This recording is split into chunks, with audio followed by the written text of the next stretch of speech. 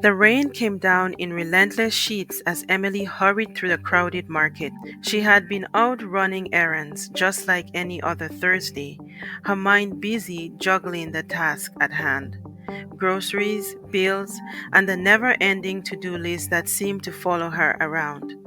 She wasn't prepared for anything out of the ordinary.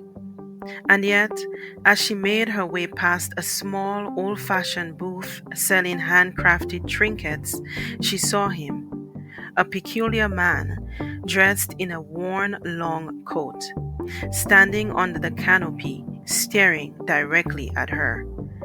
His gaze caught her off guard, and for a brief moment, Emily felt the unmistakable sensation of recognition, even though she had never seen this man before. He stepped forward, blocking her path. His eyes were a piercing blue, and there was something about his demeanor that seemed both unsettling and oddly familiar. "Excuse me, miss," he said, his voice soft yet compelling. "You should take another route home today." Emily frowned, glancing around to see if anyone else noticed this strange interaction. Everyone else seemed too preoccupied with their own business, as if she and this man existed in a bubble of their own. She shook her head, attempting to step around him.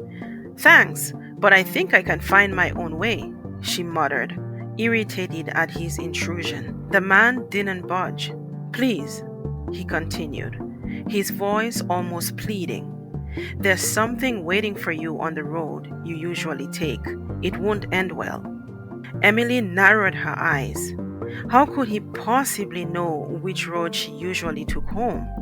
The annoyance bubbled up inside her, overtaking her initial discomfort. Who was this man, and why was he talking to her like he knew her? "Look, I don't know who you are, but I don't need advice from a stranger," she snapped, pushing past him. She continued on her way, ignoring the uneasy feeling gnawing at her stomach. She was used to taking the main road, a long, winding street that passed by the old church and led directly to her apartment building. It was familiar, predictable, and she liked it that way. But as she approached the entrance to the road, she hesitated. The strange man's words echoed in her mind. "There's something waiting for you. It won't end well." She shook her head, trying to dispel the doubt creeping into her thoughts. It was nonsense, just the ramblings of someone with nothing better to do.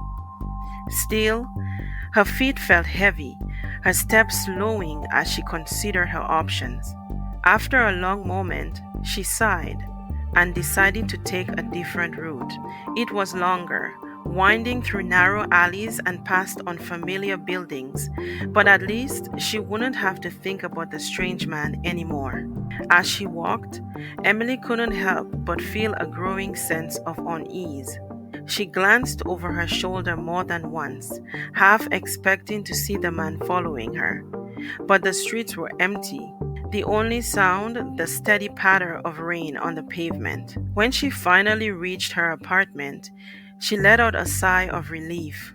She hurried inside, shaking off the rain and the strange encounter, determined to put it all behind her.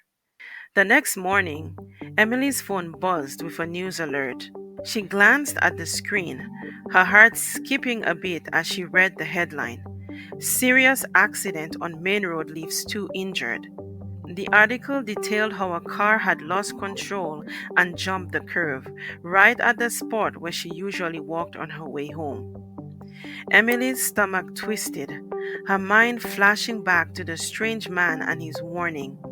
How could he have known? She tried to dismiss it as coincidence, but the feeling that there was something more to it wouldn't go away. Over the next few days, she saw him again, always at the market, always standing by the same booth, watching her with those piercing blue eyes. This time, she didn't try to avoid him. She approached, her curiosity outweighing her irritation. "Who are you?" she demanded, her voice trembling slightly. "How did you know about the accident?" The man gave her a small, sad smile. I know many things about you, Emily, he said. Things you've forgotten, or perhaps never knew. Emily felt a chill run down her spine. How do you know my name? The man gestured to the bench nearby. Sit, and I'll explain. Against her better judgment, Emily sat down. The man joined her, his expression thoughtful. I knew your mother. She was a kind woman, always looking out for others. She had a gift, you see, a way of knowing things before they happened. Emily's eyes widened. Her mother had died when she was a child, leaving behind only fragmented memories. You knew my mother? She whispered. What do you mean by a gift? The man nodded. She could sense danger, see glimpses of what was to come. It wasn't always clear, but she used it to help people.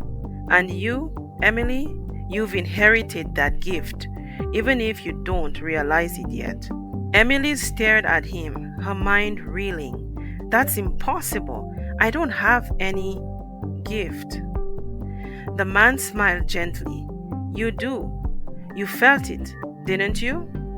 That hesitation before you decided to take a different route home.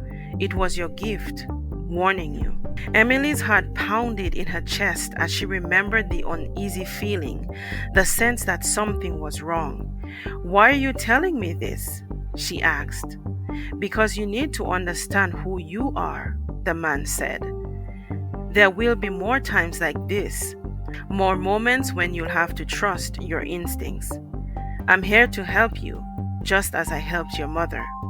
Emily sat in stunned silence, her mind racing with questions. Who was this man really?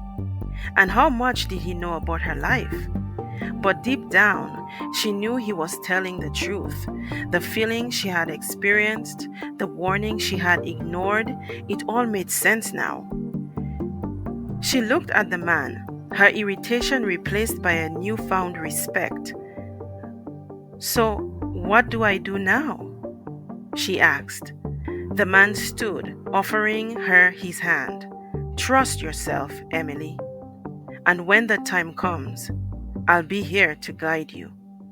Emily took his hand, a strange sense of calm washing over her. She didn't know what the future held, but for the first time, she felt ready to face it.